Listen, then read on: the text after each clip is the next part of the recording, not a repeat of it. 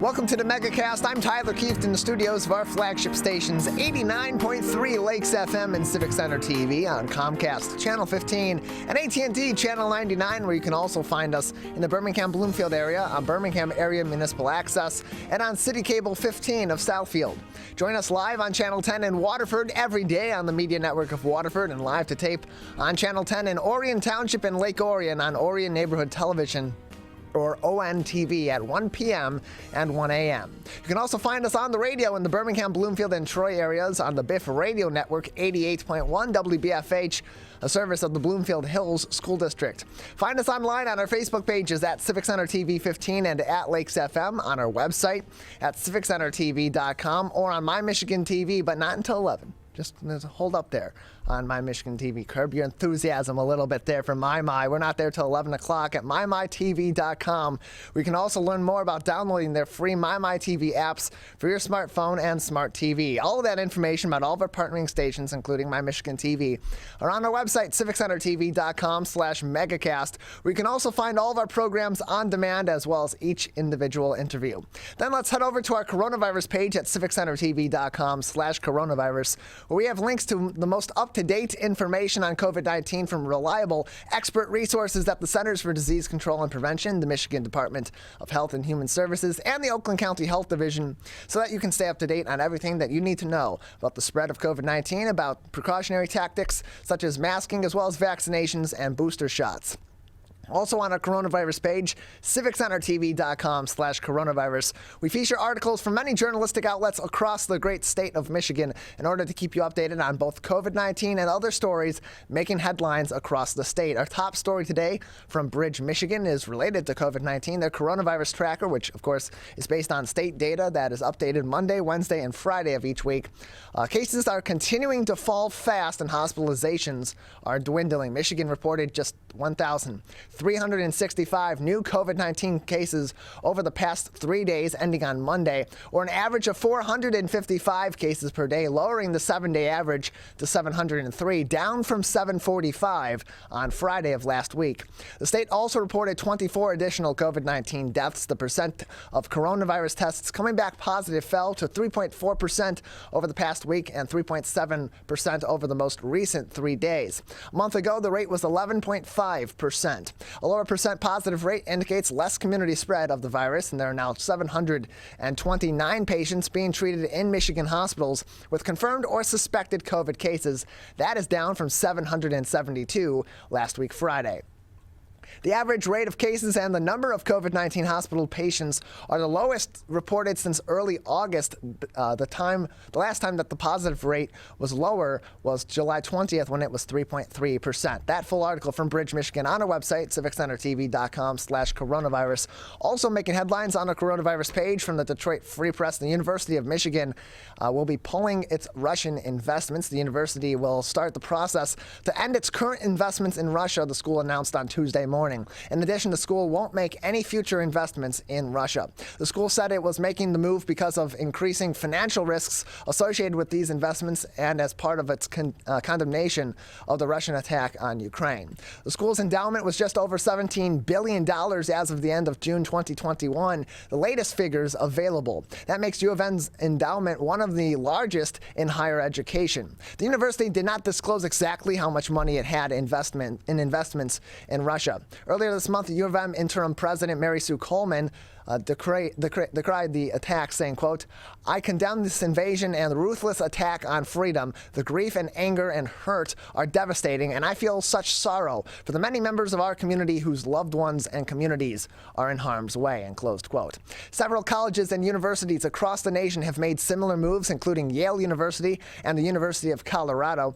Several other states have also told colleges to pull investments, including Virginia, Ohio, and Arizona. Additionally, making headlines on our website, civiccentertv.com/coronavirus from the Detroit News. Accidental drowning has been named the cause of Brandon Santo's death, according to the medical examiner. A medical examiner concluded that 18-year-old Brendan Santo died in an accidental drowning nearly 5 months after the Rochester Hills native went missing on the campus of Michigan State University. The Ingham County Medical Examiner's Office listed acute ethanol intoxication as the contributing factor, since Santo's blood alcohol alcohol content was at about 0.22, according to a February 9th autopsy report. For reference, 0.08 is the blood alcohol level in which it is illegal to operate a motor vehicle. That is nearly 3 times that limit, which would be, of course, 0.24. Law enforcement recovered Santo's body from the Red Cedar River on January 21st after a private investigator hired by the family alerted police to what he believed to be the boy's body about a mile and a half downriver of where Santo was last seen. In a statement Monday, the Michigan State University Police Department thanked all of those who assisted with the case and said that they keep the Santo family in their thoughts. Quote, "This remains an open investigation while law enforcement continues to examine the items recovered at the scene, which is routine in an investigation such as this," said Dana White, a spokeswoman for the agency. White continued on saying, quote, "When the investigation is complete, the autopsy results will be included in the report that is submitted to the Ingham County prosecutor for review," and closed quote. Santo was among thousands who went to East Lansing on October 29th ahead of a rivalry game between Michigan State and the University of Michigan. The Grand Valley State student vanished shortly before the game, and family, friends, volunteers, and law enforcement searched for him for roughly 80 days before his body was found on January 21st. The search started within a day after Santo left Yakeley Hall on the northern edge of the West Circle of the campus near Michigan Avenue, where police said that the teen was last spotted walking away shortly before midnight. He had driven his truck to campus and planned to stay with friends in the complex of residence halls known as the Brody neighborhood, a nearly 15-minute walk west, his family has said. MSU President Dr. Samuel Stanley Jr. previously confirmed the security camera at the entrance of Yakeley Hall was not operational on the night that Santo was last seen. Finally, making headlines at civiccentertv.com/coronavirus from our friends at Bridge, Michigan. Michigan gas prices may stay high, and this is where you can find your lowest prices and how to save money at the pump. Driven by Russia's invasion of Ukraine, gas prices in Michigan jumped to $4.23 on average this week, with the highest prices in the Upper Peninsula, the North Central, Lower Peninsula, and in the Metro Detroit area, excluding Wayne County. For the 11th straight week, the nation's average gas price also rose, climbing 26.4 cents per gallon from a week ago, according to AAA of Michigan. Michigan's average is up 88 cents from a month ago, and it's $1.43 cent per gallon higher than it was a year ago. The reasons include production from the nation's oil companies, which still haven't ramped up to pre-pandemic levels, and sanctions on Russia. Quote, "One of the top energy exporters on the planet," in closed quote, said Matthew Ross, a finance professor at Western Michigan University. Quote, "That is sending ripple effects throughout the global oil markets, which is directly translating to the higher prices at the pump," in closed quotes, said Ross. Many consumers are now finding ways to save what they can at the pumps, and their behaviors could impact prices, Ross told Bridge, Michigan. Quote, "If enough consumers cut back on their use of fuel, you would expect the price at the pump to decline," Ross said. Continuing on, Ross said, quote, "We may already be seeing some of that because folks are so surprised about how much the price has gone up," end closed quote. Ross said it's uncertain how much gas prices will increase, as a lot of that depends on what happens between Russia and Ukraine. The cost of a barrel of oil leaped to $123 right after the invasion, but more recently fell below $110 per barrel. Gas prices typically increase in the spring as driving picks up in warmer months, and refineries switch to more expensive blends of summer gas that slow the evaporation as temperatures rise. Here's some advice for you to shop for the best price. Like with many consumer goods, you may be able to find a better deal, especially if you fold the hunt for a lower price into your driving patterns so that you stop at cheaper pumps with little effort and no extra driving. Gas stations pay for fuel, including the taxes, when the gas is delivered, so pricing may reflect a tank that was purchased before a price increase, said Mark Griffin, president of the Michigan Petroleum Association, otherwise known as the MPA, which represents 400 businesses that operate 1,500 locations like gas stations and distributors across the state. Geography and the area's relative affluence may also play a role. The Upper Peninsula stations pay an extra 8 to 10 cents per gallon in transportation fees. Downstate areas with a lot of competing stations or price-conscious customers may have the lowest prices. Sometimes a few miles can even make a difference, and there are many ways, many different tricks to pay less. Smartphones may make shopping for a deal easier. Get the apps from your favorite stations and check the map apps as well for prices along your route. You can also carry cash to use if you spot a gas station offering a discount if you don't charge the purchase. That could be 10 cents a gallon. One 15-gallon fill-up would save you $1.50 in that case. 4 in a month would save you about $6 during the course of that month. And over the course of a year, that could be hundreds of dollars saved on what you'd buy anyway. Gas Buddy is one of the many apps that tracks prices among competitors. If you face longer drives, it may be in unfamiliar territory. It can help you find cheaper, or maybe in unfamiliar territory, it can help you find cheaper gas. Geico also gives consumers a gas station tracker, as does AAA and Gas Guru. Consumers can also use popular navigation apps such as Google Maps and Waze to track local gas prices. Another strategy: use less gas. How you can drive, also how much you drive can affect fuel consumption, of course, says AAA of Michigan. Among changes to consider: keep up with regular maintenance on your vehicle, keep your tires properly inflated, drive the speed limit. Fuel economy on the highway will drop significantly as speeds increase above 50 miles per hour. Avoid hard acceleration, adjust your speed to quote-unquote time the traffic lights to limit repeated braking and acceleration. Coast when approaching a red light or a stop sign. Take your foot off the gas early and allow your car to slowly coast to a slower speed or stop until it is time to brake.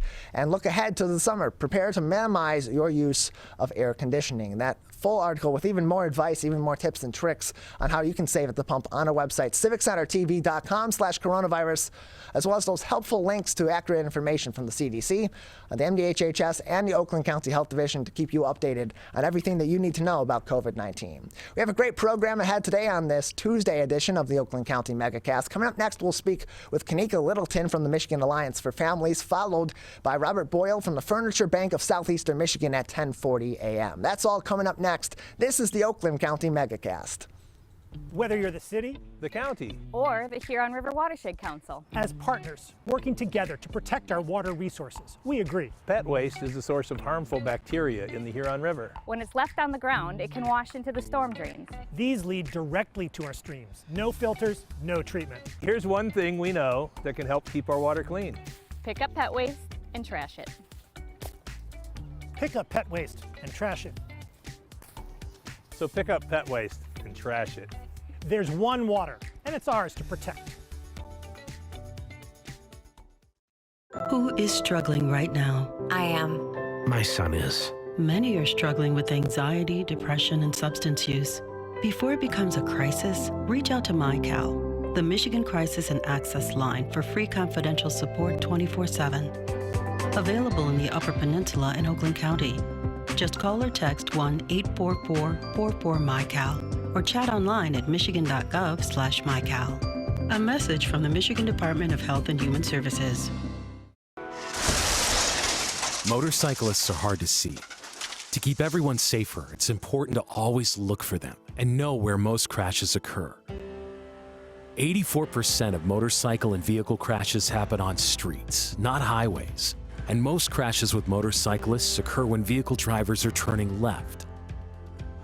So before turning, especially to the left, make sure you look for motorcyclists. Then look again. It could save a life.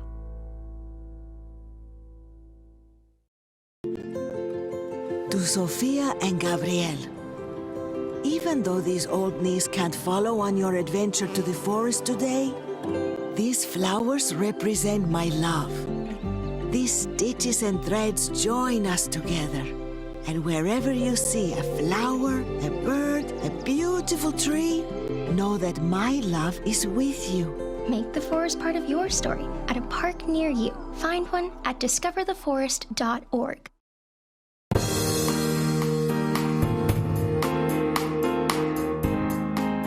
Joining us now is the director of the Michigan Alliance for Families, a Share Detroit-supported charity and nonprofit. Kanika Littleton joins us now on the Megacast. Thank you for being with us today.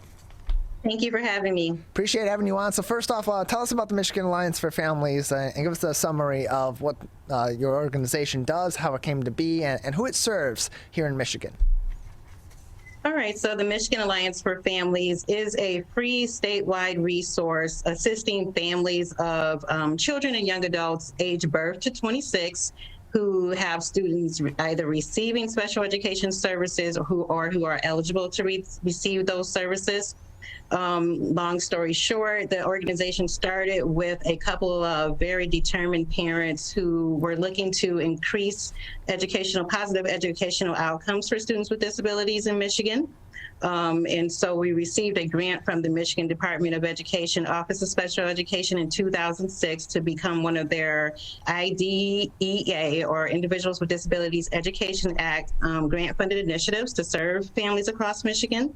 And we received the federal funding from the Federal Office of Special Education Programs in 2009 to become Michigan's Parent Training and Information Center. And so we do assist families all across the state with anything special education related. You can find more information on their website, MichiganAllianceForFamilies.org. That is MichiganAllianceForFamilies.org. And so, Kanika, just navigating the special education system in your local school district for many parents, for many families, can be a hassle in and of itself, can be a very difficult process, even if it's been clearly diagnosed that a child may have a disability of some sort, may have a special need and be in need of those additional educational initiatives through their school district. How does your organization help parents, especially as their kids are entering school age, or as their kids are then at some point needing to enter a special education program within their school district? How does your organization provide resources and help these parents, help these families navigate their local special ed system? So we, I have to say first that all of our staff are parents or close family members of an individual with a disability who has been through special education or early intervention services in the state of Michigan. And so we are all very familiar with the process. We're all trained in listening, communicating, and problem solving. And so our regional parent mentors, we've broken the state up into 19 different regions, and each of those regions has a regional parent mentor assigned to that area. They're familiar with the local and state resources in their community, and they have been very familiar with the special education assistance in those communities as well. So our core services are to offer information and resources to families, also referrals to community resources. We have a very comprehensive website with a lot of different disability-related information, videos, anything that a parent would need to, especially when they're first getting started in this process and their child has been newly diagnosed with a disability, and they're looking to find out how that disability is going to affect their child in school. They can contact our regional parent mentors to walk them through the process. Our regional parent mentors mentor families one-on-one to help navigate the process, to understand their rights and protections under the state and federal special education laws and rules and regulations, to get connected and be able to communicate with their child's educational team in school, problem solve anything that may go wrong, and to help them prepare for school meetings and things like that. The next thing that we do is our statewide learning opportunities, which we're doing all virtually right now due to the pandemic. We offer learning opportunities on a number of different disability and special education related topics, as well as early intervention for our younger kiddos who are just getting into receiving services, and transitioning to adulthood for our students who are at that transition age where they're getting ready to maybe graduate from school or continue on to a transition program for youth with disabilities. We help to navigate that as well. And so we do offer learning opportunities or workshops on those areas as well. And then the other thing that we do is to mentor and educate emerging parent leaders. So I'm talking about those parents who are ready to move beyond just helping their own child, but want to assist other families in being able to help their children as well. So they might be starting a support group or getting on a local or state committee that looks at issues related to special education. So we do that as well. We also have professionals contacting us who attend our workshops or who talk to our parent mentors. So educators who work with children with disabilities, school social workers or psychologists, community mental health people will contact us about getting services for foster care students. So just a number of different people who contact us, and we're able to help them navigate that system. And if it becomes a situation where they need a referral for something else, we're able to assist with that as well.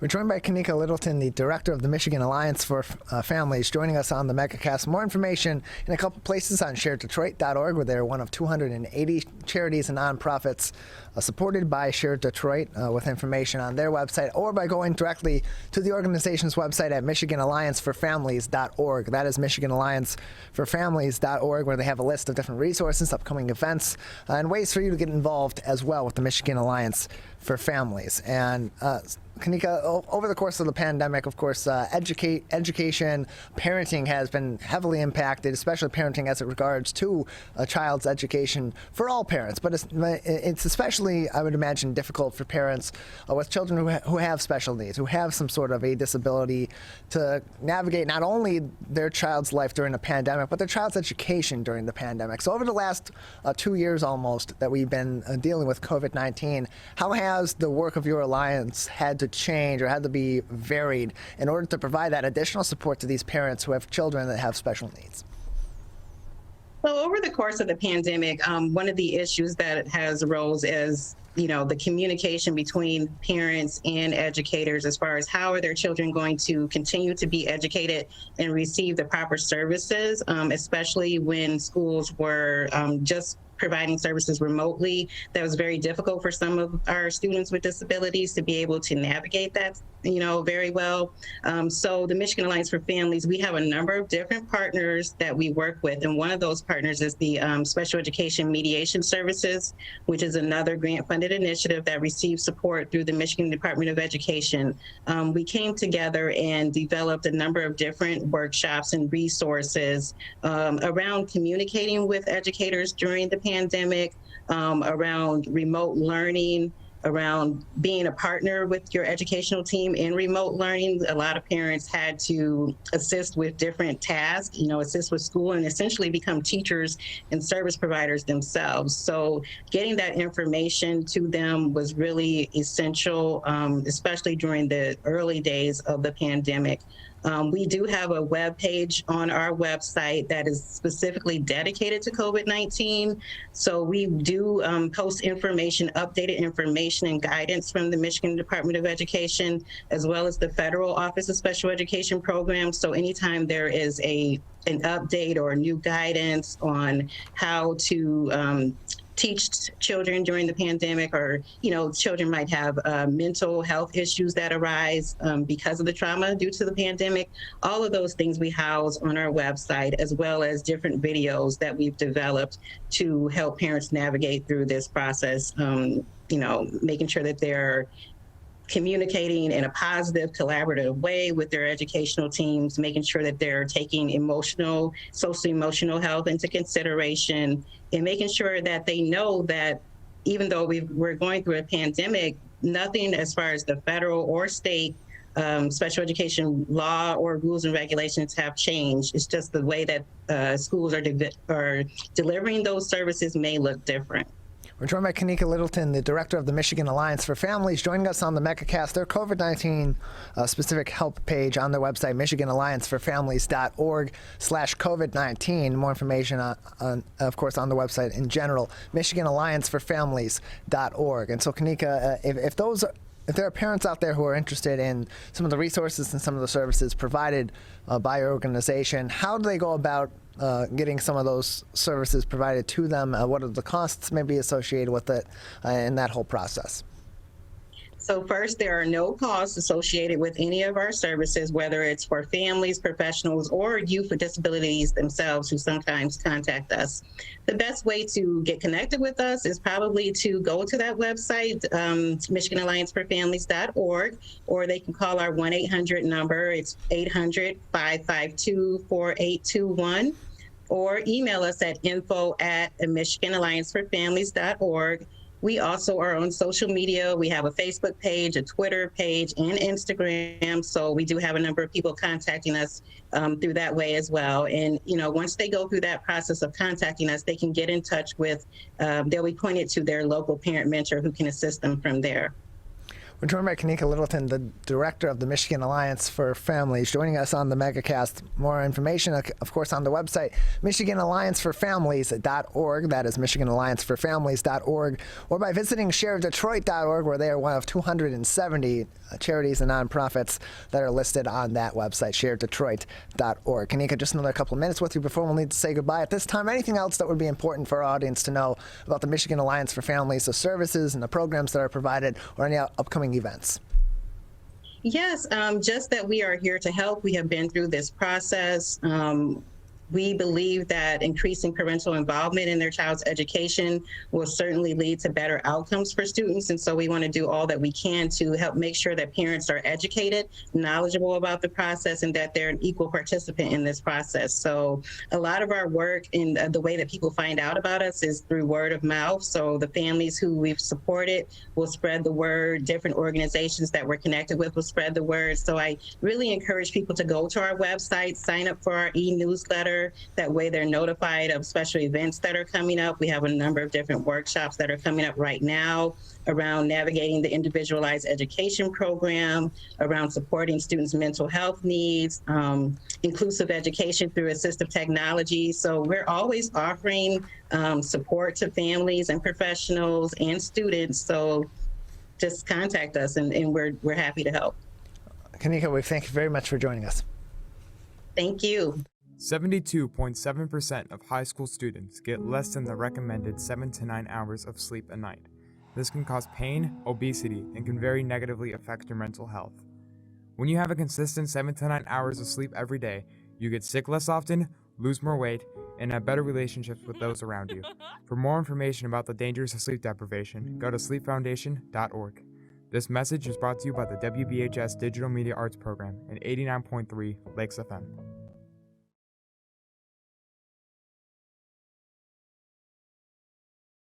Can I ask you a question? Why did you get your kids vaccinated? It was hard for them to social distance, to be isolated from their friends.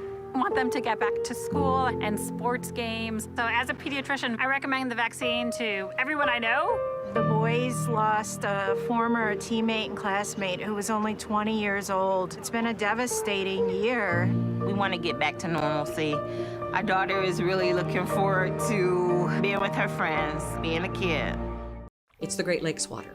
And so what people do ends up in our waterways. Flushable wipes are just evil. They should be thrown away. They're impossible to destroy, and they can cause significant problems. One of the main things when you're cooking is to not dump fats, oils, and greases down your drains. They stick to the sides of pipes, they stick to everything they come in contact with. Don't put it down the sink. There's one water, and it's ours to protect.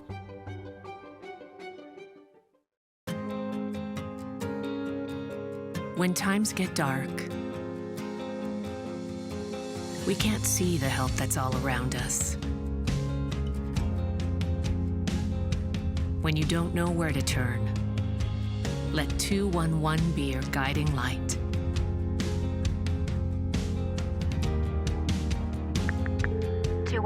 How can I help you? Our guides are ready to connect you with the help you need.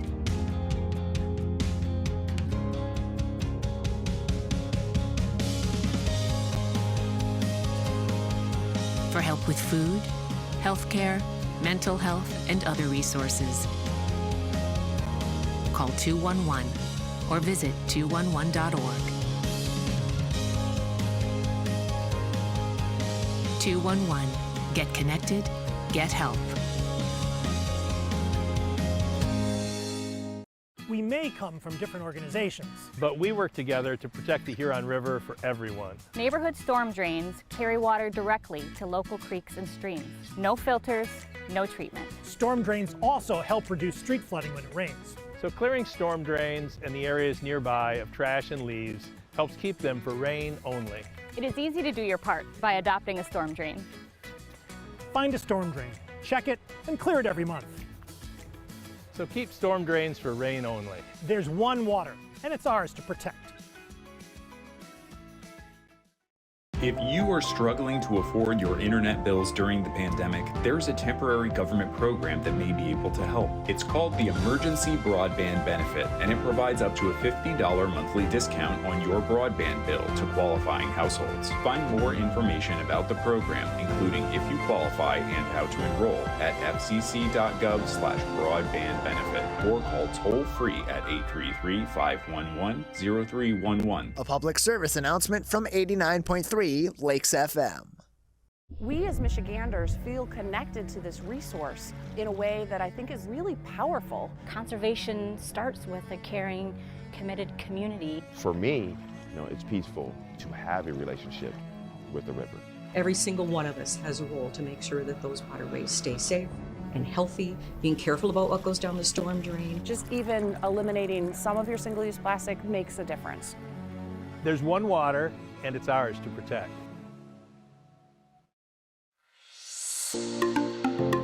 Did you know that nearly 3.31 million Americans don't get their annual checkup? Going to the doctor regularly is extremely important and is a crucial factor in maintaining good health. Make sure you are visiting your local doctor often and telling them about any health concerns you have. For more information, contact your local healthcare provider. This message is brought to you by WBHS Digital Media Arts Program and 89.3 Lakes FM.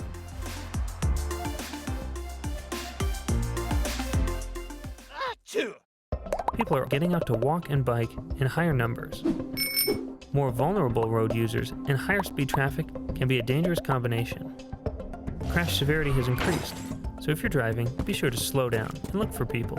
There's no need to speed. If you're biking, ride with traffic. If you're walking, avoid stepping into the road if possible. If you have to walk in the street, walk facing traffic.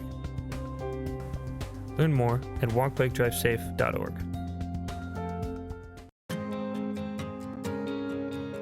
When times get dark, we can't see the help that's all around us. When you don't know where to turn, let 211 be your guiding light.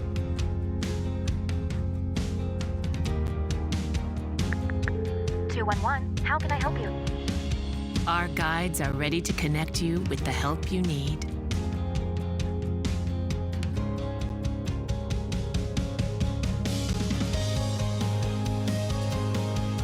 For help with food, healthcare, mental health, and other resources. Call 211 or visit 211.org. 211. Get connected, get help.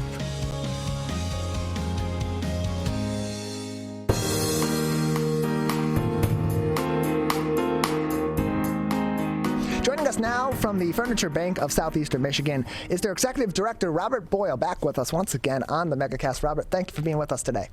Hey, Tyler, great to be with you again. Great to have you with us. So we've talked to the Furniture Bank of Southeastern Michigan before. We've talked about this organization, but for those that are either tuning in for the first time or maybe missed that interview or have just never heard of your organization, give us an overview about what your organization does to support families here in Metro Detroit. Sure. The Furniture Bank has a mission to provide beds and furniture to children and families in need. And that's really simple. This means that kids have warm beds to sleep in instead of having to sleep on a cold floor. This means that a family has a table that they can sit around to share a meal. And they can feel good about the home that they're living in. They can live with stability and dignity. We take furniture donations. That's a huge part of what we do. Is we take in furniture donations, and we have 2 trucks, 3 now, that are on the road 6 days a week, collecting from Wayne, Oakland, and Macomb County.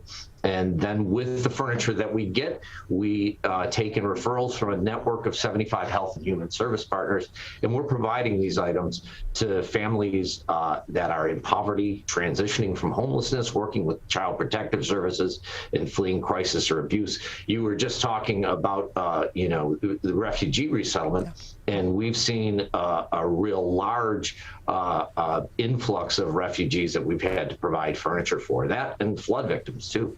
So we're at a point right now, actually, Tyler, and this is one of the reasons why I'm with you today, where we're just not getting enough furniture to keep up with the need in the families that are being referred to us. So I hope that this will give us an opportunity to talk about what we do and hopefully get some more furniture for local folks in need.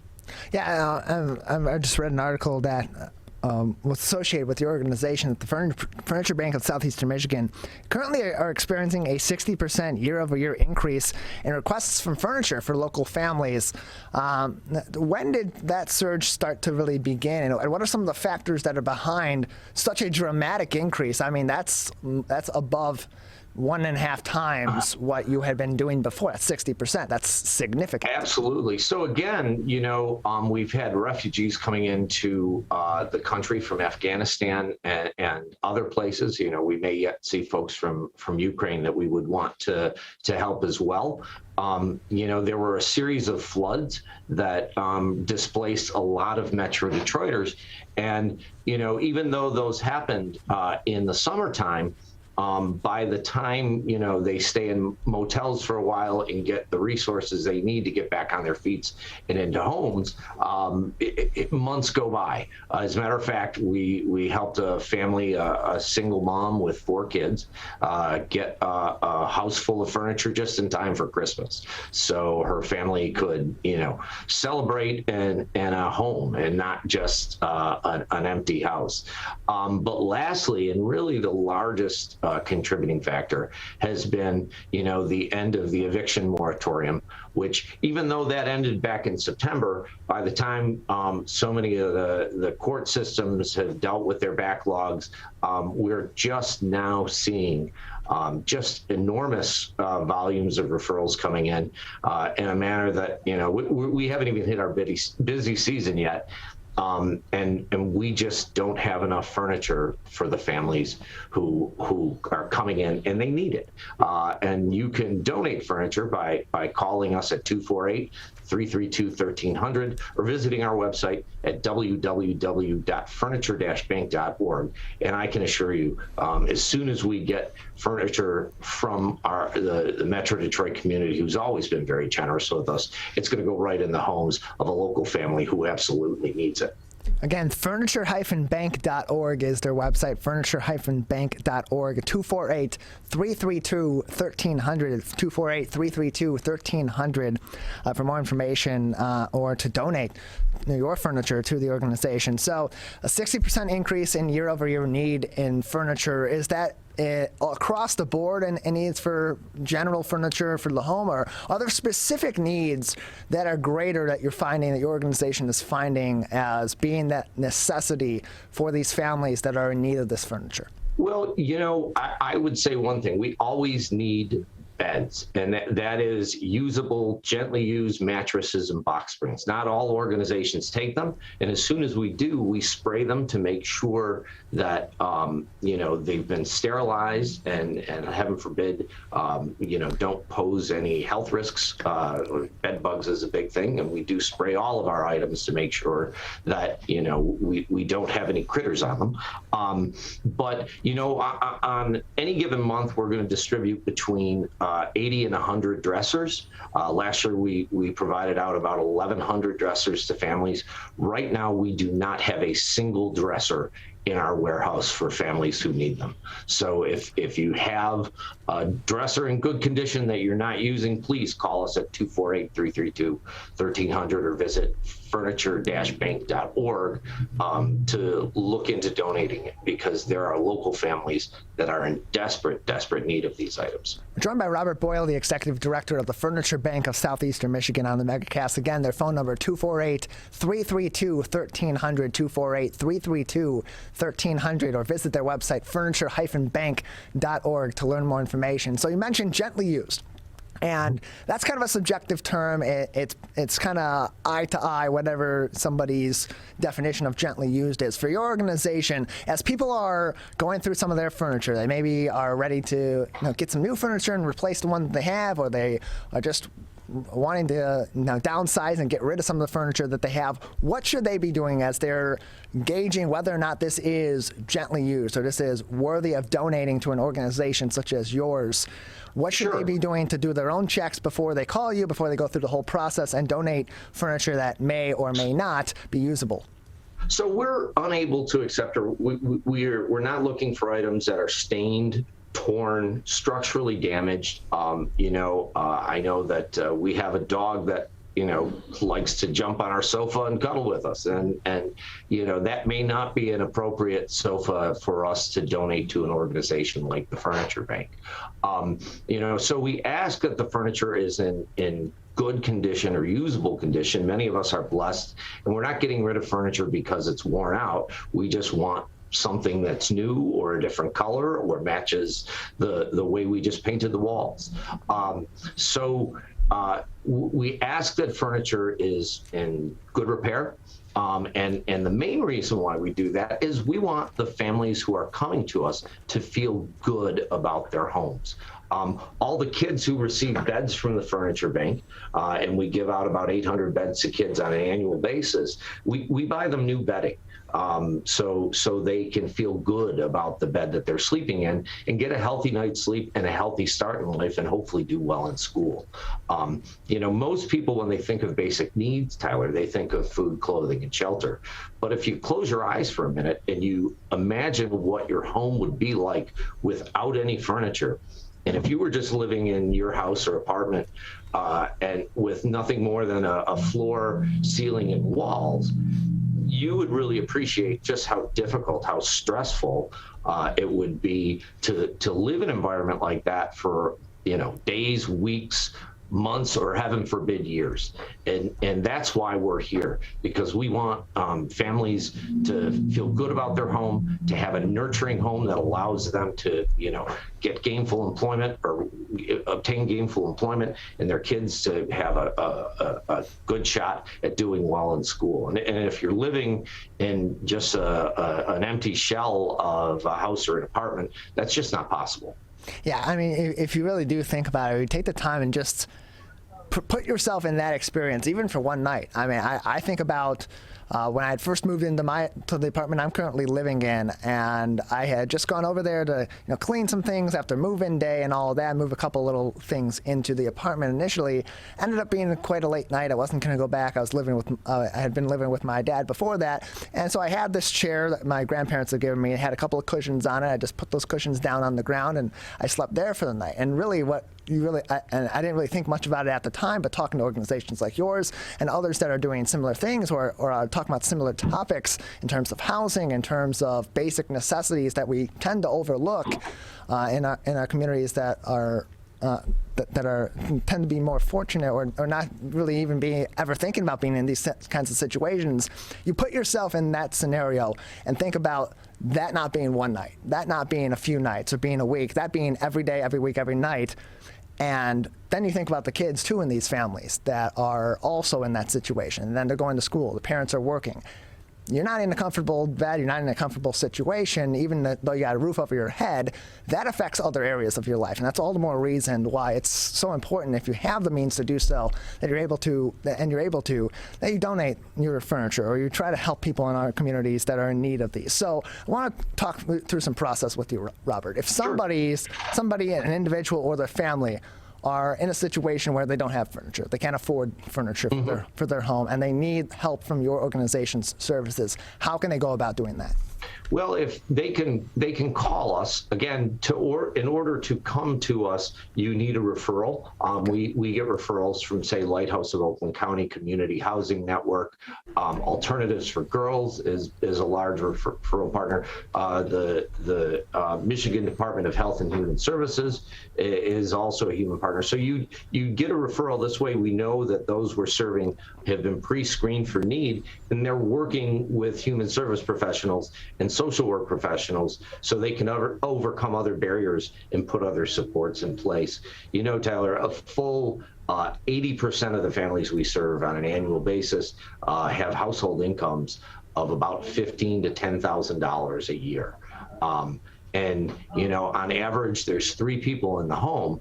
And so you can imagine how difficult it is to be able to afford furniture while you're still keeping up on your bills, while you're still trying to put food on the table, while you're still making your rent payment.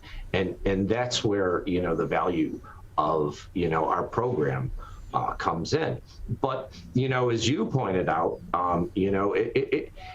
if you don't have furniture in your home, it's going to be a very difficult, stressful life. You mentioned just one night of having to, sleep on a floor.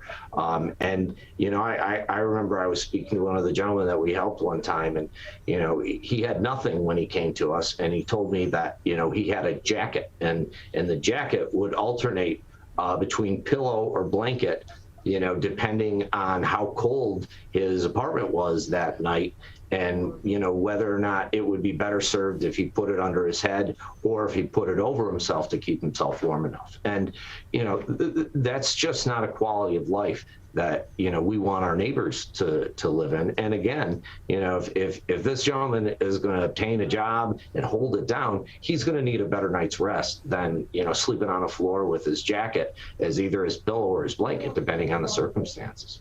Yeah, absolutely. We're joined by Robert Boyle, the Executive Director of the Furniture Bank of Southeastern Michigan, joining us on the Megacast. Again, their website, furniture-bank.org, furniture-bank.org, and their phone number, 248-332-1300, 248-332-1300. On the other side of that, Robert, if somebody is or someone or some family is wanting to donate some of their furniture from their home, what is the process of initiating that donation to the Furniture Bank of Southeastern Michigan and then getting that eventually donated? You just started it perfectly, Tyler. They can call us at 248-332-1300 or visit furniture-bank.org. And then once they call us, we're going to get them an appointment on our schedule. And right now we're scheduling about a week or 2 out. We have a free pickup service if you're putting your donated furniture on either your porch or in your garage. For the essentials that families need to get get back on their feet, we'll take any of those items, and those are mattresses and box springs, dining tables and chair sets, sofas, dressers. As I said, we're in desperate need of dressers and other household basics, end tables, nightstands, coffee tables. We'll take all the basics out of your home for only $50 because we need those for local families who are in a tough way. And at the same time, we also have a furniture removal service for items that these families don't need, but you may not want in your house. For example, a china cabinet. You may not want a china cabinet. If you wanted to donate it to us, we don't have much use for it because the families that we're serving have small homes and apartments, and they don't have china. So, but for $100, we'll take that china cabinet out of the home for you, and we will put it out in a free community area where anybody locally who has a use for it can take it. And the money that we make, that $100 we make taking the china cabinet out of your home, that's going to be used to help families in need. And this way we can collect more of the basics so we can put kids in warm beds at night and make sure that families can live with the stability and dignity that many of us take for granted. We're joined by Robert Boyle, the Executive Director of the Furniture Bank of Southeastern Michigan, joining us on the Megacast. Again, to donate, 248-332-1300, or visit their website at furniture-bank.org, and then you can help families in need right here in our community. It could be your neighbors, it could be your coworkers, they could be anybody in the community. Just because it's out of sight, out of mind, doesn't mean it's not happening. These are issues that are plaguing our community here in Michigan and those all across the U.S. and around the world. So any bit that you can help is certainly appreciated. Robert, at this time, outside of course, the vast increase in need for furniture donations, what are some other needs for your organization that the community could help with, including possible volunteer opportunities, certainly financial donations? We have, if folks want to come and maybe help us answer phones, we have some people who come in on a regular basis and they enjoy working with, furniture donors and even the clients that we're serving to schedule appointments for them to come in and take their furniture. So there are volunteer opportunities available. Like many organizations, I mean, we need money to support the work that we do. I think the last time I was on your show, I was here talking about a fundraiser. We don't have any on the calendar until the fall, but that is another area, that the trucks don't put fuel in themselves. And as we've all seen, the price of fuel has spiked considerably in recent days. And, 20-foot box trucks take a lot of fuel, and they take a farthing or two to keep in good repair. So monetary donations are always welcome and needed in order to help 2,000 families every year, which is about what we're helping. We're about 6,000 folks in total. And last year, we distributed about 16,000 items to folks who truly needed them. So, with furniture donations and monetary donations, hopefully this year, we'll see that number go up to 2,500 or even 3,000, because already we're on a much higher pace than we were last year in terms of families needing our assistance. Robert, thank you so much for joining us. Tyler, it's always a pleasure. Thanks for having me. Parents do a lot of worrying. Get your kids caught up on childhood vaccines to protect them from these 14 preventable diseases, and you'll have 14 fewer things to worry about. Vaccines are safe and effective and save lives. So let's get caught up on vaccines and worry about something else. Get the facts at ivaccinate.org. We may come from different organizations, but we work together to protect the Huron River for everyone. Most of the pollution that goes into our rivers is carried by rainwater that flows off of roads, parking lots, and rooftops. The leaves and bark of a single tree can retain a surprising amount of rainwater. Depending on its size and species, it could be 100 gallons or more. It is estimated that an urban forest can reduce annual runoff by up to 7%. Here's one thing that we know can help keep our water clean. Plant a tree. Plant a tree. Plant a tree. There's one water, and it's ours to protect.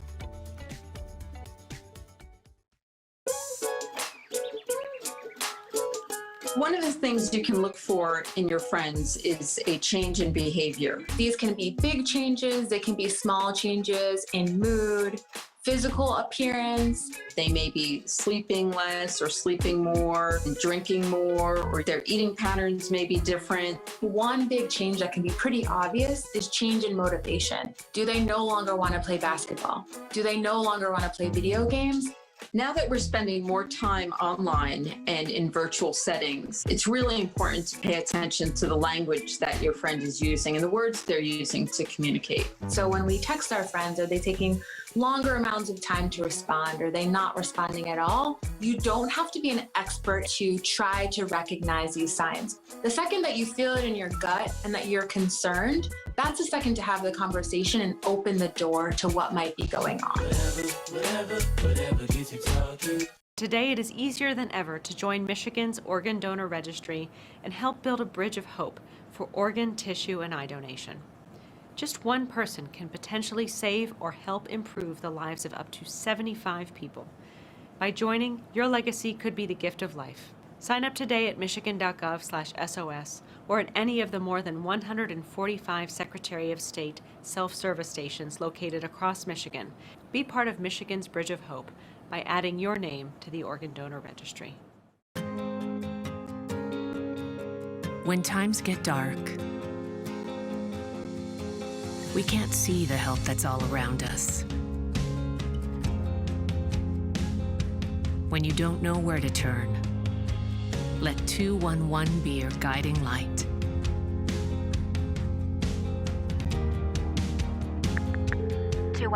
How can I help you? Our guides are ready to connect you with the help you need.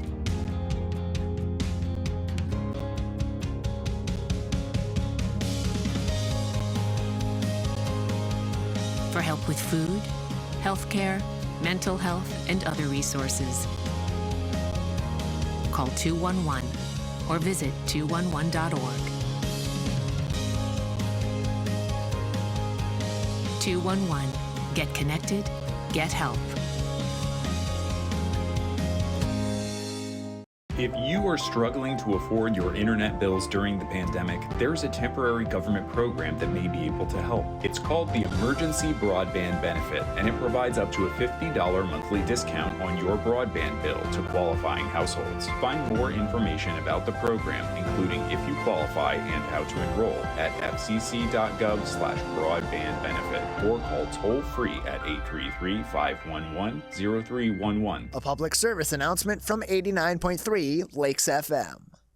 Whether you're the city, the county, or the Huron River Watershed Council, we work together to protect water resources for everyone. Most of the pollution entering our rivers is carried by rainwater that runs off roads, parking lots, and rooftops. A rain garden helps catch stormwater runoff. Rain gardens and their plants help dirty runoff soak into the ground. You can do your part to help keep our water clean. Learn about rain gardens and native plants. So consider a rain garden in your home landscaping. Catch the runoff with a rain garden. There's one water, and it's ours to protect. I couldn't breathe at all. A message If from you are struggling to afford your internet bills during the pandemic, there's a temporary government program that may be able to help. It's called the Emergency Broadband Benefit, and it provides up to a $50 monthly discount on your broadband bill to qualifying households. Find more information about the program, including if you qualify and how to enroll, at fcc.gov/broadbandbenefit or call toll-free at 833-511-0311. A public service announcement from 89.3 Lakes FM. Welcome to the Michigan Megacast. I'm Tyler Keefe. To learn more about the program at civiccentertv.com/megacast, where you'll find information on our entire network of stations, including our radio homes, 89.3 WBLD Orchard Lake and 88.1 WBFH Bloomfield Hills, as well as My Michigan TV, otherwise known as My. The weather is getting warmer. It looks like the winter season is in the proverbial rearview mirror, but what will very soon be in the view of your literal rearview mirror are those pesky orange traffic barrels, as it's construction season here in the state of Michigan. Joining us now to talk about some projects in Metro Detroit and in Oakland County is Craig Bryson, Senior Communications Manager at the Road Commission for Oakland County. Craig, thank you for joining us. Thank you, Tyler. Good to be here. Yeah, good to have you with us. Let's begin talking about some of the newer projects that will be beginning in this spring and summer season in Oakland County in particular. One of those is Orchard Lake Road from 13 Mile to 14 Mile Road. That's going to begin in just about a week. What is that project? How will it impact traffic, and what's the projected outcome? That's a very large project. It's about a $7.3 million project. That is basically a total resurfacing and partial reconstruction of Orchard Lake Road between 13 and 14. So it kind of breaks down into three sections. The section from the lower 2/3 from 13 Mile north, about 2/3 of a mile, is going to be completely resurfaced. Then we'll build a roundabout at the Orchard Lake Plaza driveway. And then the section north of there to 14 Mile Road will be reconstructed as a divided boulevard. So that's going to provide significantly improved traffic flow, improved safety, and we think improved access to the businesses and residential neighborhoods along that section.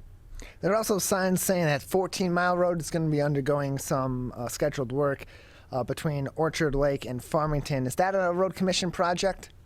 It's not. That's a City of Farmington Hills project, but that was, I believe, expected to start today. I haven't been out there, so I don't know if it actually has started yet. But that will be closing 14 Mile Road between Orchard Lake and Farmington, overlapping our project. And so when you have that those city projects, because there's a difference between cities and townships and villages and what responsibilities they have for their roads. When these road projects that are done by cities are completed, how does that affect, especially if they're crossing major thoroughfares that are under county jurisdiction through the Road Commission, how does that affect then the Road Commission's operations of those roadways and maybe even subsequent projects to match the quality of roads or the design of those roadways? Well, that's a great question. And we work very closely with our with our partner communities. I think sometimes there's a perception that we all just kind of randomly do these things, but we actually do work closely together, and we make sure our projects match our engineers, talk to the community engineers and vice versa. And in this case, it's actually sometimes preferable to have projects happening at the same time, rather than if you stagger them, you would have major road closures in that area 2 years in a row. This way we get it all done in 1 year, and we get 2 great new roads out of the process. So there is a lot of coordination, a lot of communication that goes on.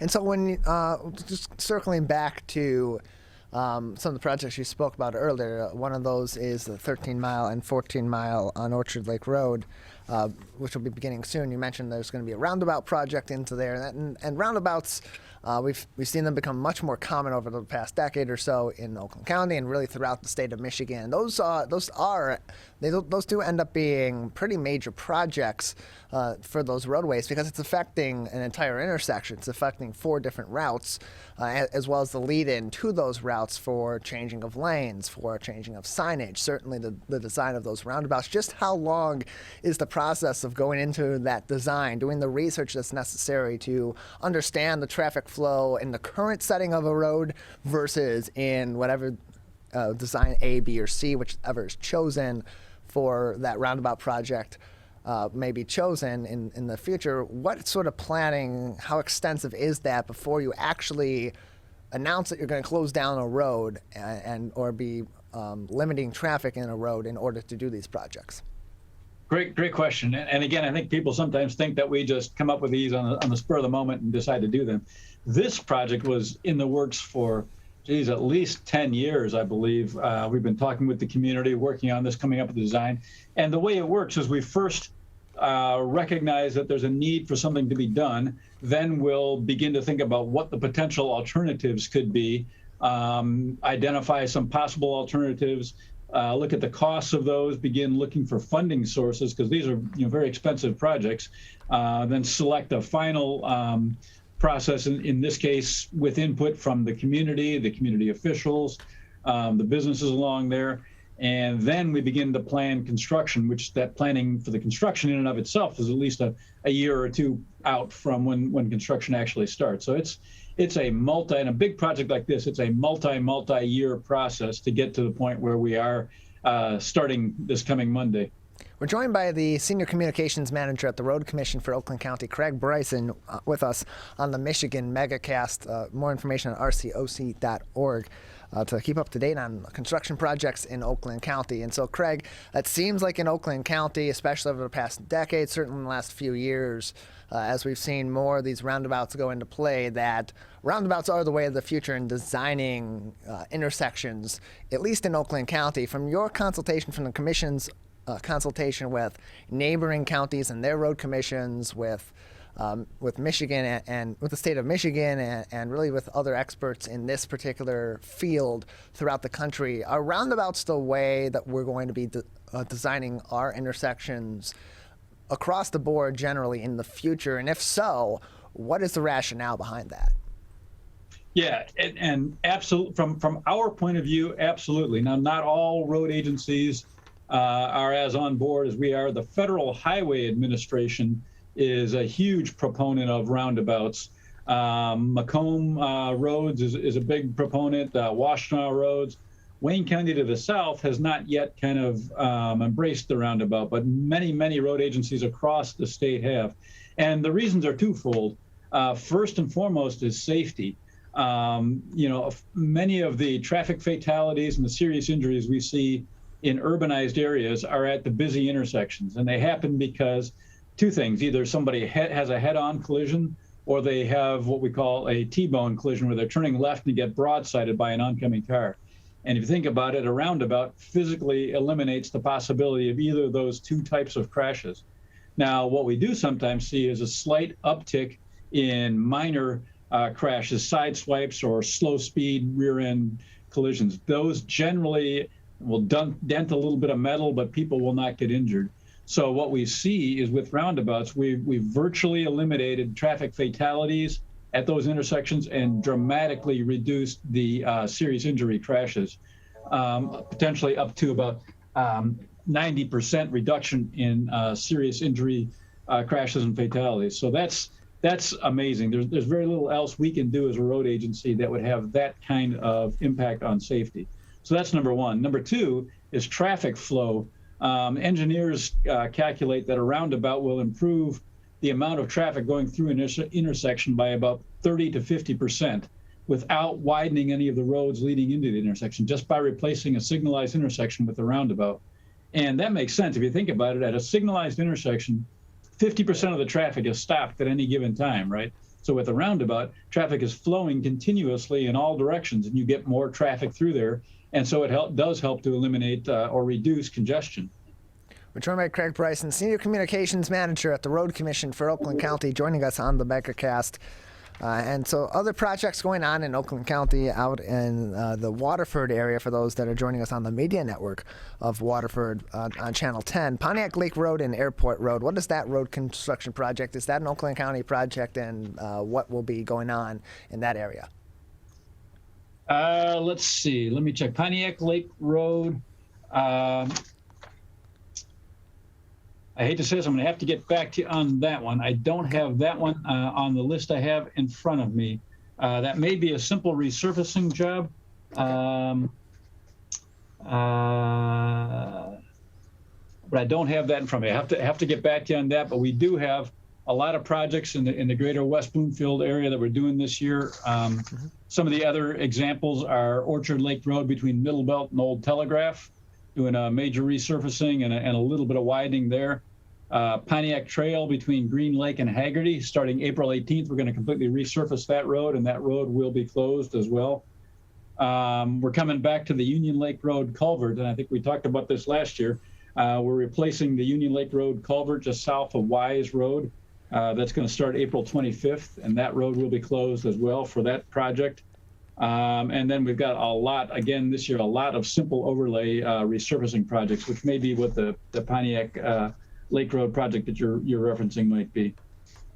And so, Craig, we're joined by Craig Bryson. He is the Senior Communications Manager at the Road Commission for Oakland County, joining us on the Michigan Megacast. In the past, we've spoken to you and to others in different various state and county agencies about staffing issues. There have been issues across different industries, of course, during the pandemic, especially over the last year or so, as businesses have begun to reopen, as people who were either laid off or had left their jobs were eligible to be re-entering the job market. What's the status with your organization at this time, especially as these construction projects are beginning, and if there are mounting staffing issues, you would imagine that would delay some of these projects or stretch them out a little bit longer?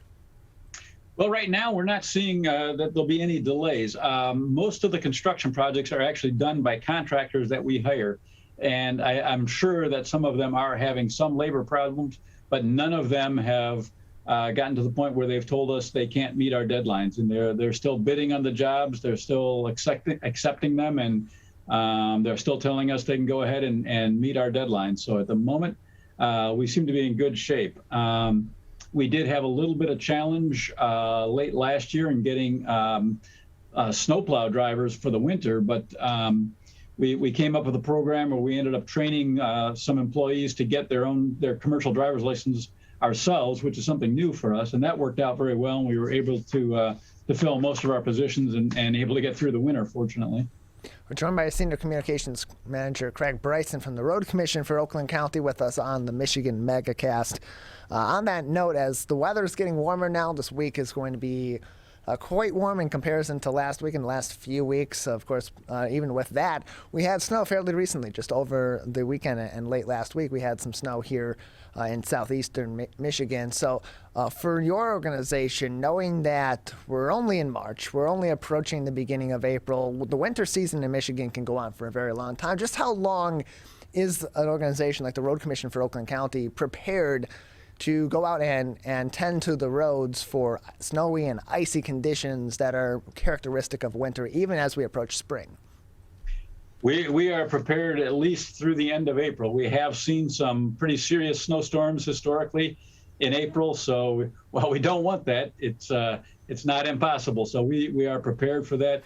typically by the time we get to the end of April, it's pretty unlikely we'll get anything more than that. But we can always ramp up if we have to into May. Hopefully that would not be the case, but I wouldn't be surprised to see a little bit of winter still coming at us this year.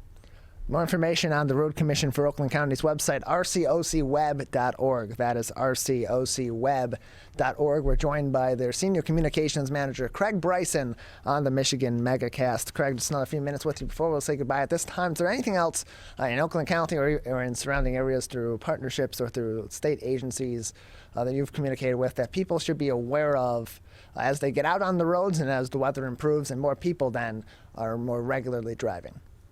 Well, two big issues we've been seeing lately, and I'm sure you're familiar with these, or your viewers are: potholes and gravel roads. And we continue to be out on overtime. We're staying late again today to continue to tackle potholes. We've been in on the weekends and doing extension of shifts every day, roughly in the evenings, to get as many potholes as we can. But we are still in that cycle of freeze-thaw, which is the ideal time for the formation of potholes, and we're still seeing a lot of them. So we appreciate the public's patience as we do everything we can to address that. That same weather cycle is causing a real tough time on the gravel roads. And again, we're trying to do everything we can right now on the gravel roads. Some of them, it's tough until the frost comes out of the ground and the ground thaws out, and then those roads will stabilize. Right now, we're seeing a lot of very unstable gravel roads. Again, we're grading and doing what we can, but there's limited things we can do on gravel roads at this time of year. So again, we thank the public for their patience as we get through these challenging times for our roads. Craig, thank you so much for joining us. Thank you, Tyler. Again, more updates on road projects ongoing throughout the spring and the summer season, on upcoming projects, on proposed projects that are in the idea stage and the development stage, all on their website at the Road Commission's website, rcocweb.org. That is rcocweb.org to learn more information. Get in contact with the Road Commission for Oakland County, including for career opportunities, information on construction projects, that frequently asked questions, and to get in contact with your representatives at the Road Commission for Oakland County. We'll take a break, and on the other side, we'll get an update from our hotel and restaurant industry in the state of Michigan as the pandemic looks to be slowly subsiding. John McNamara from the Michigan Restaurant and Lodging Association joins us next. This is the Michigan Megacast. Whether you're the city, the county, or the Huron River Watershed Council, as partners working together to protect our water resources, we agree. Pet waste is the source of harmful bacteria in the Huron River. When it's left on the ground, it can wash into the storm drains. These lead directly to our streams. No filters, no treatment. Here's one thing we know that can help keep our water clean. Pick up pet waste and trash it. Pick up pet waste and trash it. So pick up pet waste and trash it. There's one water, and it's ours to protect. Who is struggling right now? I am. My son is. Many are struggling with anxiety, depression, and substance use. Before it becomes a crisis, reach out to MyCal, the Michigan Crisis and Access Line, for free confidential support 24/7. Available in the Upper Peninsula and Oakland County. Just call or text 1-844-44-MyCal or chat online at michigan.gov/MyCal. A message from the Michigan Department of Health and Human Services.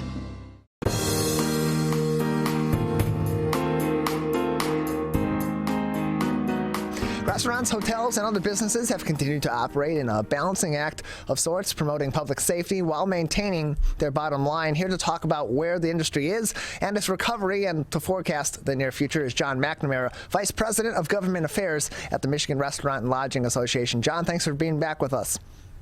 Thanks for having me again.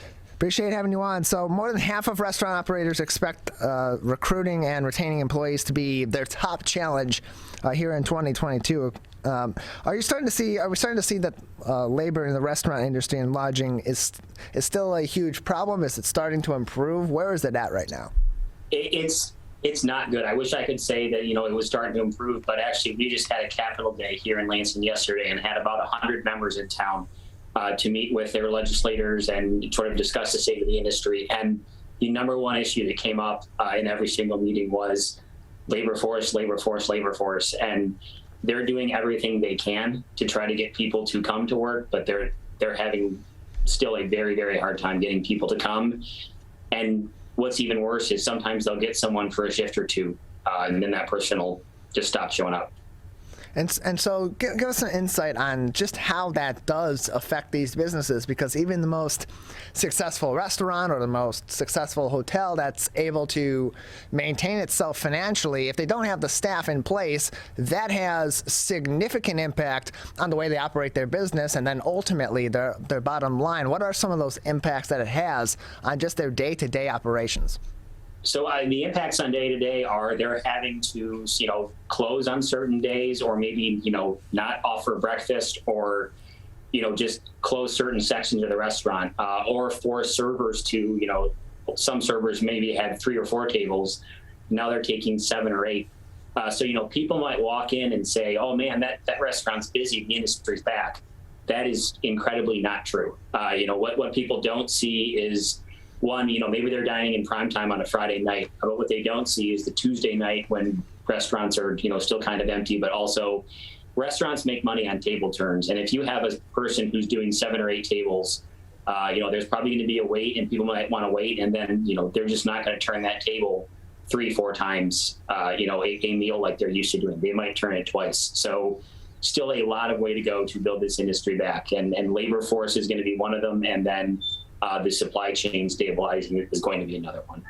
We're joined by John McNamara, Vice President of Government Affairs at the Michigan Restaurant and Lodging Association on the Michigan Megacast. More information on the program on our website, civiccentertv.com/Megacast. And so what are restaurants and what are hotels doing at this time? And in the past, there's been a number of incentives. There's been signing bonuses. There's been increased base wages and so on. There's been a number of different incentives that have been thrown out there over the last several months, really the last year, to try to get people to fill these jobs. What have our restaurants and our hotel businesses found to be those incentives that work, and how are they modifying their approach to continue to try to attract people to these jobs? So I would say I think the incentives are largely gone. And some of those worked and some of those didn't. It was a valiant effort. But right now, what people are doing is trying to change laws to make it so that, younger kids can work. You have 15, 16, 17-year-olds who are eager and want to work and, want some spending money. But, the process for doing that is slightly more complicated. So, for example, there's a bill sponsored by Representative Michelle Hoytinga, who represents the Cadillac area, that would allow 17-year-olds, to run an alcoholic drink to a table. Currently, state of Michigan, it's 18. But we are working with her in order to change that to try to allow people to enter the workforce and do different things they previously couldn't do at a younger age. Because those are the kids who are saying, "I'll show up. I want to work. I want to make money." So it's going to be changing, but I think we're probably still 6 months to a year away from this labor force stabilizing. The labor force in Michigan and the hospitality industry is still about 60,000 people shy of where it was pre-COVID. And so, John, as much as the labor issue can cause problems for these restaurants, ultimately, as you said, it's about turning these tables over. It's about bringing customers in to buy these products, and that ultimately go to funding these businesses and keeping them alive. We've seen in the past where COVID-19 has surged, and there's been a significant reduction in the number of people that have gone to restaurants, and then, of course, the period of time earlier on in the pandemic, in the earliest portions of the pandemic, when restaurants were closed to in-person dining altogether. At this time, what is the state of in-person dining? Are we finding that Michiganders are going back out to restaurants in more normal succession, especially given that the most recent surge of COVID-19 has significantly relaxed and seems like we're heading in a good direction? I think we're headed in a good direction, and I would say I think that day is hopefully coming, but right now you're still seeing a lot of takeout, and you're seeing a lot of people who are, would prefer to eat outside, which is hopefully going to be a reality sooner than later here in Michigan. But you're still seeing people utilize igloos, the outdoor heaters, the sort of greenhouse type of places. So there are some people who are ready to get right back, but there is still definitely a sect of the population that is still somewhat nervous about dining indoors. And all we can do is keep stressing that before COVID, the main goal of restaurants was to have as clean of a restaurant as possible. During COVID, obviously some of that stepped up, but these places were vanguards of safety and health before, and continue to want to be able to do that. But it's just going to take some time, I think, for public trust to come back in that sector. We're joined by John McNamara, Vice President of Government Affairs at the Michigan Restaurant and Lodging Association. More information on their website, including career opportunities in the restaurant industry and in the hotel industry here in Michigan, on the website mrla.org. That is mrla.org to learn more information and get in contact with Michigan Restaurant and Lodging Association. So on the hotels front, John, lodging is a critical industry in the state of Michigan for our tourist industry, especially in the summer months and in the fall months, which are peak season for tourism here in the Great Lakes state. Now, where are our hotels at in their economic recovery from the effects of the pandemic? It's a different ballgame than it is with restaurants, but there are some similar wrinkles in there that are affecting hotels in similar ways and in very different ways than our restaurants.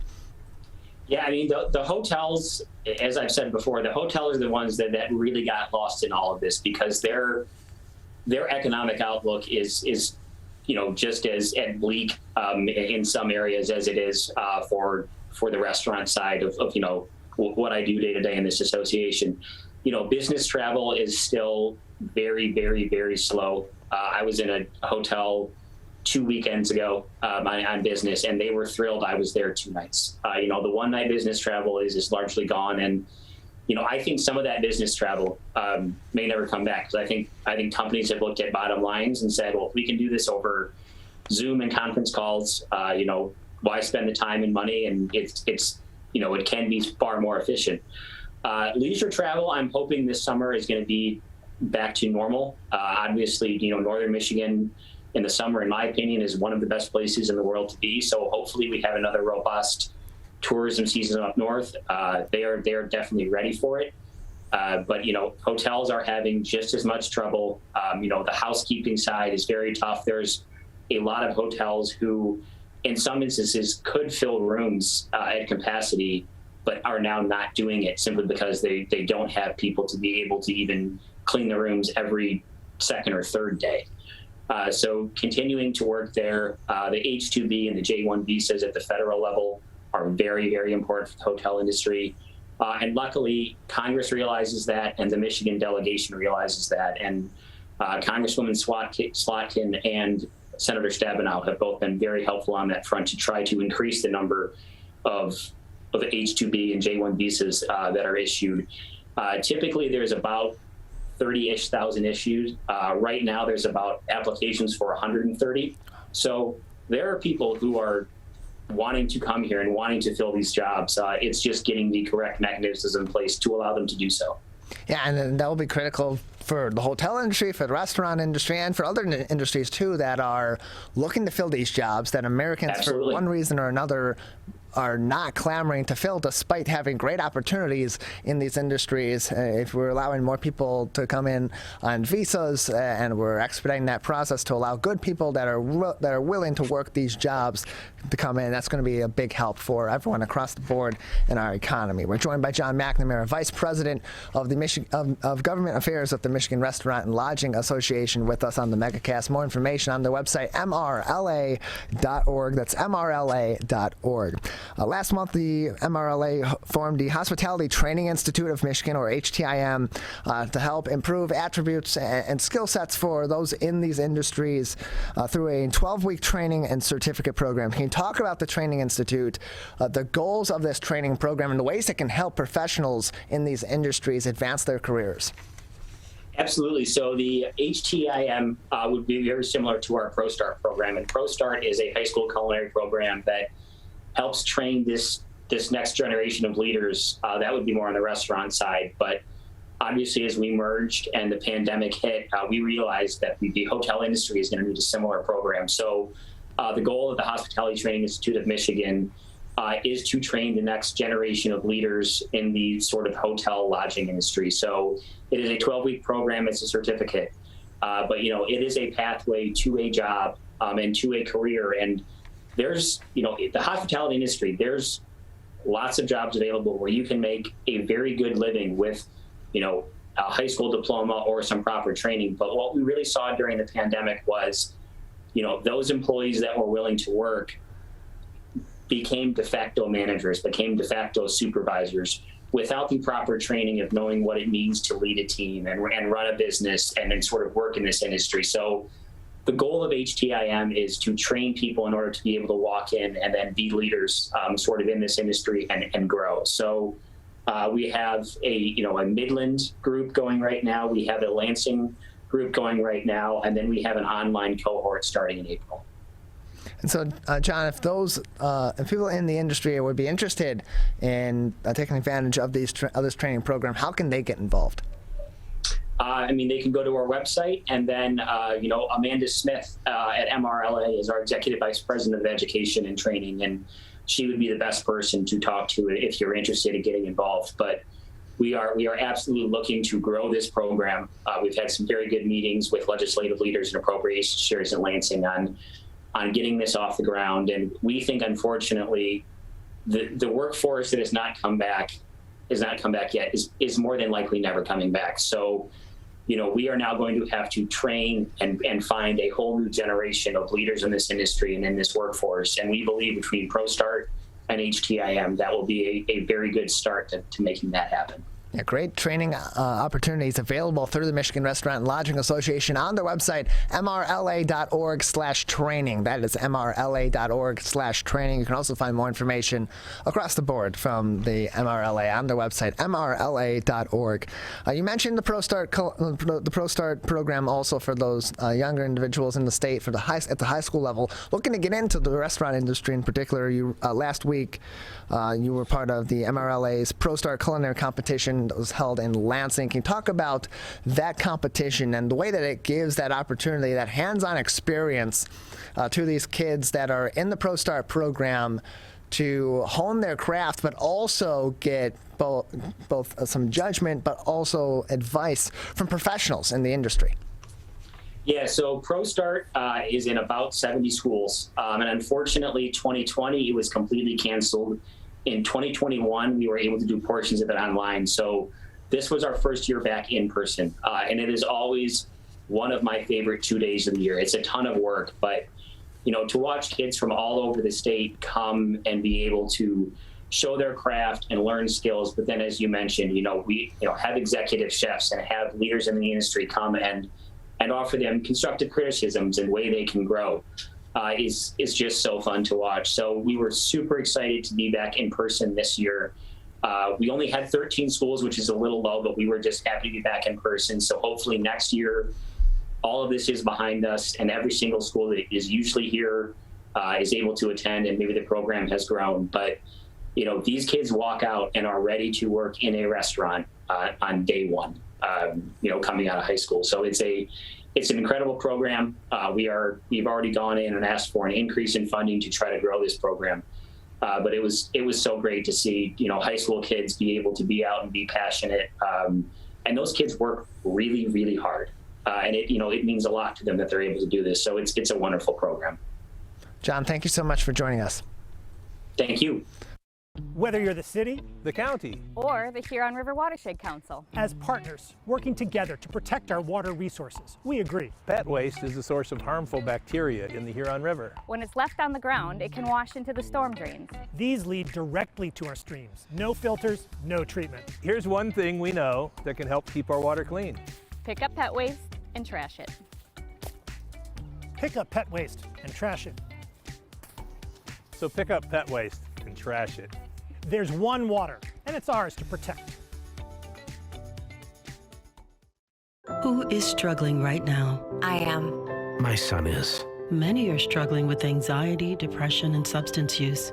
Before it becomes a crisis, reach out to MyCal, the Michigan Crisis and Access Line for free confidential support 24/7. Available in the Upper Peninsula and Oakland County. Just call or text 1-844-44-MyCal or chat online at michigan.gov/MyCal. A message from the Michigan Department of Health and Human Services. Motorcyclists are hard to see. To keep everyone safer, it's important to always look for them and know where most crashes occur. 84% of motorcycle and vehicle crashes happen on streets, not highways. And most crashes with motorcyclists occur when vehicle drivers are turning left. So before turning, especially to the left, make sure you look for motorcyclists. Then look again. It could save a life. To Sofia and Gabriel. Even though these old knees can't follow on your adventure to the forest today, these flowers represent my love. These stitches and threads join us together. And wherever you see a flower, a bird, a beautiful tree, know that my love is with you. Make the forest part of your story at a park near you. Find one at discovertheforest.org. 72.7% of high school students get less than the recommended 7 to 9 hours of sleep a night. This can cause pain, obesity, and can very negatively affect your mental health. When you have a consistent 7 to 9 hours of sleep every day, you get sick less often, lose more weight, and have better relationships with those around you. For more information about the dangers of sleep deprivation, go to sleepfoundation.org. This message is brought to you by the WBHS Digital Media Arts Program and 89.3 Lakes FM. Can I ask you a question? Why did you get your kids vaccinated? It was hard for them to social distance, to be isolated from their friends. I want them to get back to school and sports games. So as a pediatrician, I recommend the vaccine to everyone I know. The boys lost a former teammate and classmate who was only 20 years old. It's been a devastating year. We want to get back to normalcy. Our daughter is really looking forward to being with her friends, being a kid.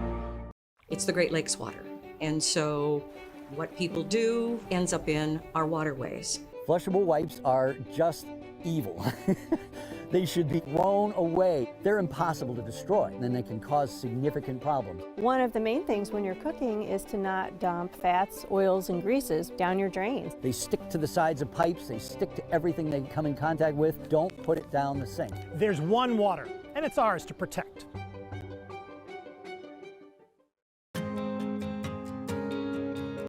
When times get dark, we can't see the help that's all around us. When you don't know where to turn, let 211 be your guiding light.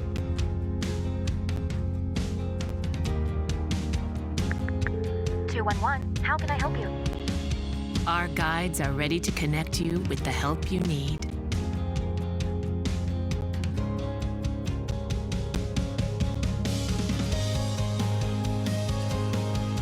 For help with food, healthcare, mental health, and other resources. Call 211 or visit 211.org. 211. Get connected, get help. We may come from different organizations, but we work together to protect the Huron River for everyone. Neighborhood storm drains carry water directly to local creeks and streams. No filters, no treatment. Storm drains also help reduce street flooding when it rains. So clearing storm drains and the areas nearby of trash and leaves helps keep them for rain only. It is easy to do your part by adopting a storm drain. Find a storm drain, check it, and clear it every month. So keep storm drains for rain only. There's one water, and it's ours to protect. If you are struggling to afford your internet bills during the pandemic, there's a temporary government program that may be able to help. It's called the Emergency Broadband Benefit, and it provides up to a $50 monthly discount on your broadband bill to qualifying households. Find more information about the program, including if you qualify and how to enroll, at fcc.gov/broadbandbenefit or call toll-free at 833-511-0311. A public service announcement from 89.3 Lakes FM. We as Michiganders feel connected to this resource in a way that I think is really powerful. Conservation starts with a caring, committed community. For me, it's peaceful to have a relationship with the river. Every single one of us has a role to make sure that those waterways stay safe and healthy, being careful about what goes down the storm drain. Just even eliminating some of your single-use plastic makes a difference. There's one water, and it's ours to protect. Did you know that nearly 3.31 million Americans don't get their annual checkup? Going to the doctor regularly is extremely important and is a crucial factor in maintaining good health. Make sure you are visiting your local doctor often and telling them about any health concerns you have. For more information, contact your local healthcare provider. This message is brought to you by WBHS Digital Media Arts Program and 89.3 Lakes FM.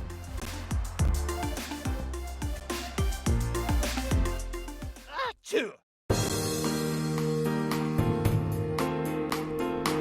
Welcome back to the Michigan Megacast. I'm Tyler Keefe. To learn more about the program at civiccentertv.com/megacast, where you'll find information about our entire network of stations, including My Michigan TV. We've talked to many Share Detroit charities and nonprofits over the past year or so, and now Share Detroit is doing its part to help the good people of Ukraine as they battle on their home front against the invasion by Russia. With us now is the Share Detroit co-founder, Sam Rozenberg, who's also the founder of Share Ukraine. Sam, thank you for being with us. Thank you for having me. Appreciate having you on. So let's first talk about Share Detroit and its history. You're the co-founder of Share Detroit. Can you tell us about the process of you co-founding that organization and kind of the motivation behind founding Share Detroit? A friend of mine, Paul Vlasic, invested into the actual platform, the technology behind the Share Good platform. And I got involved about 3 years ago in trying to bring it into Detroit specifically. In order to create a community engagement platform and a system behind it to help Detroit charities or the charities in Detroit metro area that primarily focus on helping Detroit communities do good. Sort of like a dating site for organizations that do good and people who want to help them. We try to match people based on their value system, based on their preferences, passions, and things of that nature, so they can find the organization that closest meets their personalities and their life's preferences. More information on sharedetroit.org, where you can learn more about the 283 charities and nonprofits supported by Share Detroit at this time. We're joined by co-founder of Share Detroit, Sam Rozenberg, who's also the founder of Share Ukraine as well. So what led to the launch of Share Ukraine? Obviously, it's as a result of the ongoing war in Ukraine, the Russian invasion of the country, and the need that they have over there for support. But why this website? Why now? And how does it help aid those in Ukraine?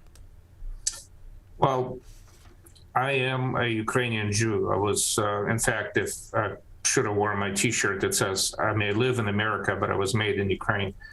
I immigrated to the United States in 1978 when I was 13-year-old, young teenager.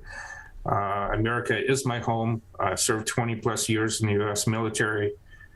When I got out of the military, I tried to do what I can to help the community that I'm a member of, and Share Good came out of that. I saw the writing on the wall, so to speak, since 2014 when Putin took over Crimea, and but honestly saying, never took it too seriously. Obviously, February 24th was a watershed moment for me and for the entire world. For me, probably more personally. So I tried to figure out what I can do immediately to help the cause of justice, the cause of democracy. It just happens to be taking place in Ukraine. And I tried to figure out how I can leverage what I've already done, which is the Share Detroit platform, to do the same thing and bring in all kinds of organizations that are trying to help and kinds of folks that are looking for a way to help. And we created another nonprofit, practically speaking, called Share Ukraine. We created .org. We registered the domain name, linked the two together, and now I'm promoting both Share Ukraine.org and all the organizations that we're linking within that platform. As a result of that, actually a lot of nonprofits that are already on the platform reached out to us and they're asking what they can do. Unfortunately, besides raising funds and collecting goods that can be used in Ukraine for first aid and medical supplies and things of that nature, and help the humanitarian effort with the refugees, there isn't a lot that a lot of our local nonprofits can do now. But the reconstruction will come. Ukraine will defeat the enemy. It just may take a long time, and the reconstruction is going to be very complex, very long, and very expensive. And this is the time that I'm looking forward to actually working with the local nonprofits as well as all the national and international NGOs, and hopefully doing the same thing that we're doing for Detroit Metro, having Ukraine as the focus of help and a focus of nonprofit and social work going forward.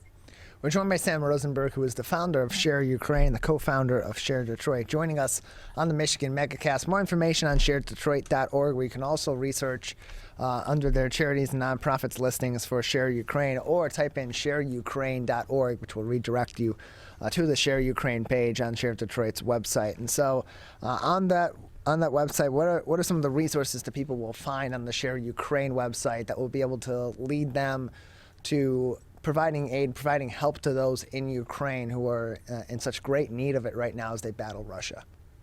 The primary, in Detroit metro area, the main organization that collects resources for Ukraine, as well as puts together events, is Ukrainian American Crisis Response Team, and they're prominent, linked in Share Ukraine.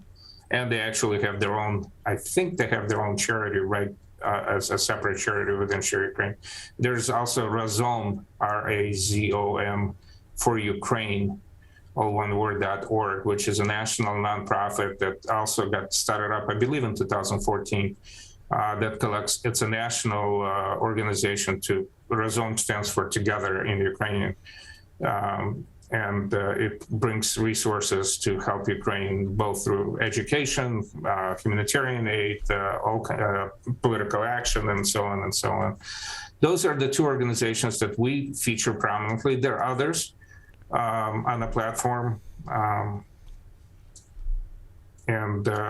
There's also, if some people that really don't have a lot of energy or time or understanding of the situation, and they just want to simply donate and help, I collect money and I provide accountability for 100% of the dollars that Share Ukraine collects directly through Share Detroit. It's a nonprofit 501c3.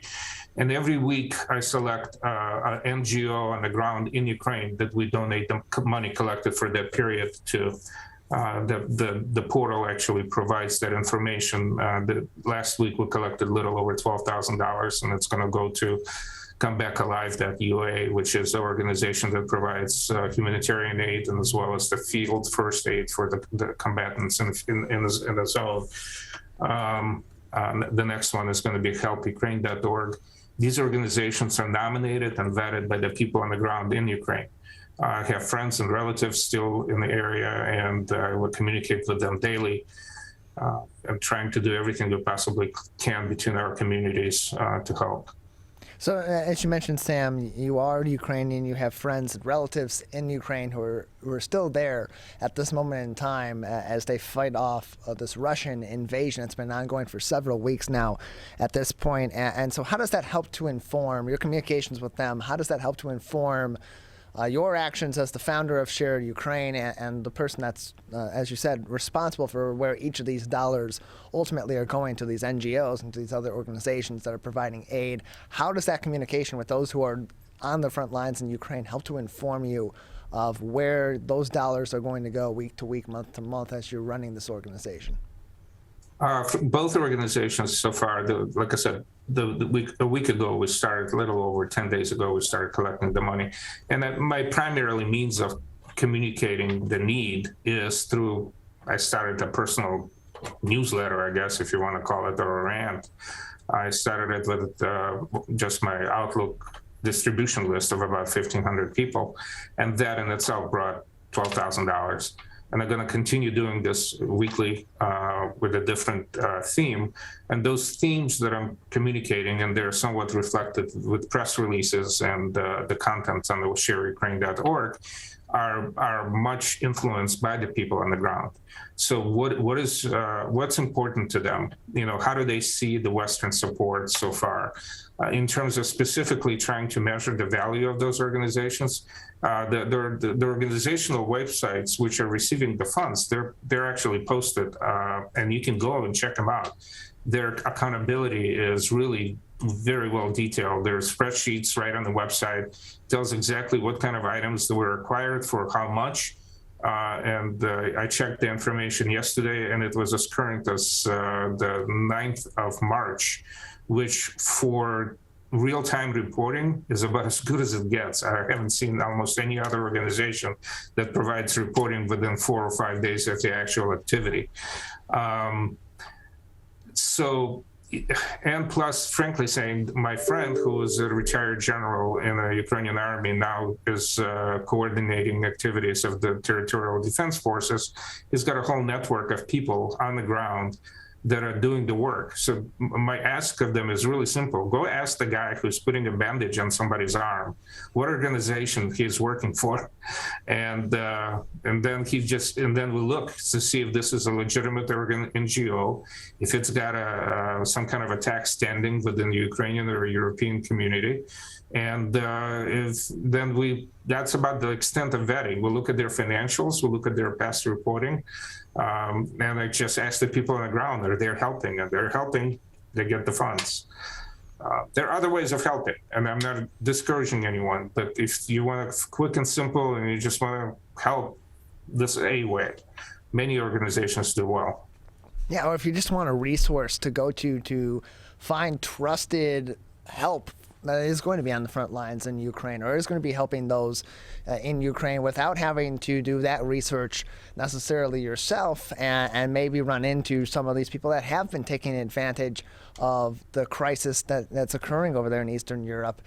We just spoke recently with Melanie Ducanel from the Michigan Better Business Bureau about some of these charity scams that are popping up, that always pop up when there's something that when there's an issue domestically or certainly internationally that people want to help others with. And so having a resource like this, shareukraine.org, where you can learn more information about these organizations that have already been vetted, that are helping people directly on the front lines, that those on the front lines have reported to your organization as being those that are helping, and then you do research on them. It's so much helpful information for people here in the U.S., here in Michigan, who want to help those in Ukraine. We're joined by Sam Rozenberg. He is the founder of Share Ukraine, the co-founder of Share Detroit. You can learn more information on shareukraine.org or sharedetroit.org, and just search Share Ukraine under their 283 charities and nonprofits that they are currently supporting.